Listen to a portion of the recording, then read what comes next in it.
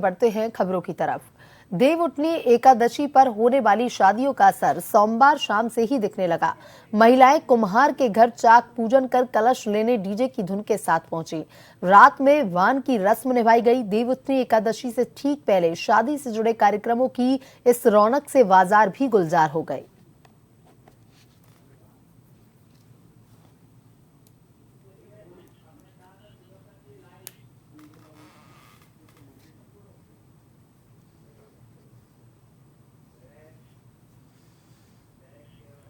और इसी खबर पर ज्यादा जानकारी के साथ हमारे संवाददाता सुदर्शन हमसे लाइव जुड़ चुके हैं।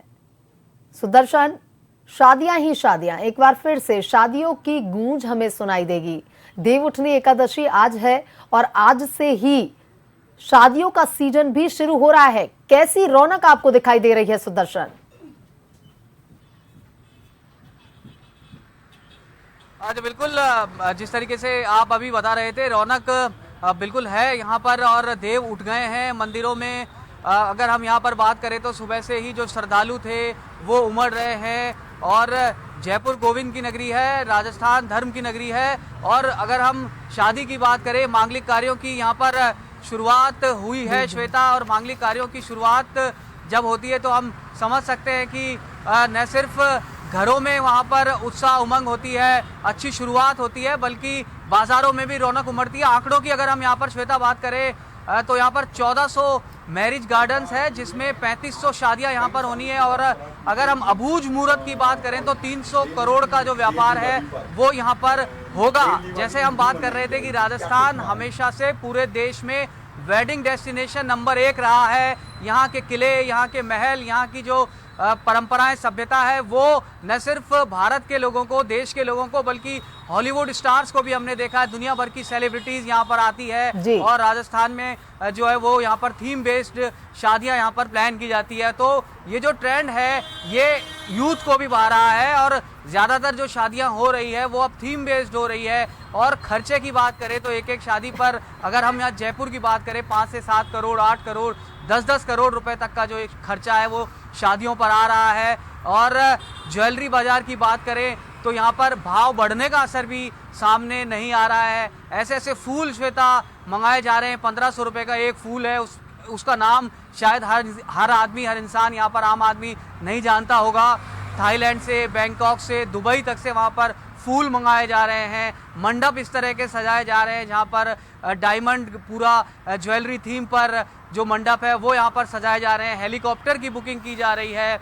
1 से 2 घंटे, 4 घंटे, 5 घंटे, 5-5, 6-6 लाख रुपए उसके लिए जा रहे हैं। तो कि ये इंडस्ट्री भी, ये एक व्यापार भी है जिसमें जो दूसरे सेक्टर्स के लोग थे वो भी अब इसमें शामिल हो रहे हैं। और राजस्थान हमेशा से नंबर 1 वेडिंग डेस्टिनेशन रहा है। और देव उठने के बाद में आज यहाँ पर जो हम बात कर रहे थे 1400 मैरिज गार्डन्स में 3500 शादियाँ यहाँ पर श्वेता होने जा रही है। देश में भी, पूरे देश में भी मांगलिक कार्यों की शुरुआत हो रही है। और अगर आंकड़े की यहाँ पर बात करें तो 48 लाख वो पूरा आंकड़ा निकलकर सामने आ रहा है, जो नवंबर दिसंबर में पूरे वेडिंग का जो ये सीजन है, शादियों का जो ये सीजन है, इसमें होने जा रही है श्वेता। जी सुदर्शन, एक बार फिर से हमें शादियों का शोर तो सुनाई देगा ही, लेकिन इसी बीच ये भी बात सामने आई है कि गलताजी में कई वर्षों की परंपरा टूटने वाली है। देव दिवाली वहां पर नहीं मनाई जाएगी। क्या कुछ कारण इसके सामने आ रहे हैं सुदर्शन?